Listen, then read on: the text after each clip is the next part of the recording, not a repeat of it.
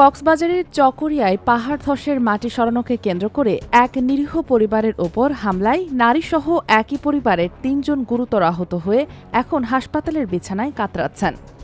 শুধু মারধরি নয়, বাড়িঘর ভাঙচুর করে নগদ টাকা ও স্বর্ণালঙ্কার লুটেরও অভিযোগ উঠেছে। ঘটনাটি ঘটেছে গত ১২ জুলাই সন্ধ্যা ৬টার দিকে চকরিয়া থানার বমু বিলছড়ি ইউনিয়নের মাটিয়াতলি পাহাড় এলাকায়। স্থানীয় সূত্রে জানা গেছে, গত ১১ জুলাই রাতে বৃষ্টির কারণে সেলিনা আক্তারের বাড়ির উপর পাহাড়ের মাটি ধসে পড়ে। পরদিন সেলিনা আক্তারের ১৭ বছরের ছেলে তহিদুল সেই মাটি সরিয়ে রাস্তার পাশে স্তূপ করে রাখে। সন্ধ্যায় সেই মাটি ভিজে আবার সরে গেলে পূর্ব শত্রুতার জেরে প্রতিবেশী মোহাম্মদ মানিক, শাহজাহান ও নুরুল আফসার সহ ৫ জন দেশীয় অস্ত্র নিয়ে সেলিনাদের বাড়িতে হামলা চালায়।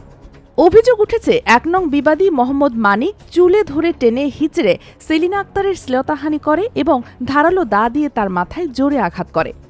এতে তার মাথার খুলি কেটে প্রচুর রক্তক্ষরণ হয়। তাকে বাঁচাতে ছেলে তৌহিদুল ও বৃদ্ধা মা দিলওয়ারা বেগম এগিয়ে এলে তাদেরকেও লোহার রড ও লাঠি দিয়ে পিটিয়ে রক্তাক্ত করা হয়। লাঠির আঘাতে বৃদ্ধা মায়ের মুখের দাঁত ভেঙে যায়। মারধরের এক পর্যায়ে হামলাকারীরা ঘরের দরজা ভেঙে আলমারিতে থাকা ঘর মেরামতের নগদ ১,২০,০০০ টাকা এবং গলার চেইন সহ প্রায় ২ ভরি স্বর্ণালঙ্কার লুট করে নিয়ে যায়। পরে প্রতিবেশীরা চিৎকার শুনে ছুটে এসে রক্তাক্ত অবস্থায় তাদের উদ্ধার করে চকরিয়া সরকারি হাসপাতালে ভর্তি করায়।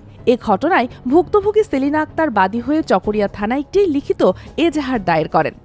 ভুক্তভোগী পরিবারটি জানায়, মামলা করায় বিবাদীরা এখন তাদের খুন ও লাশ গুম করার হুমকি দিচ্ছে। ডেস্ক নিউজ, অগ্রযাত্রা প্রতিদিন।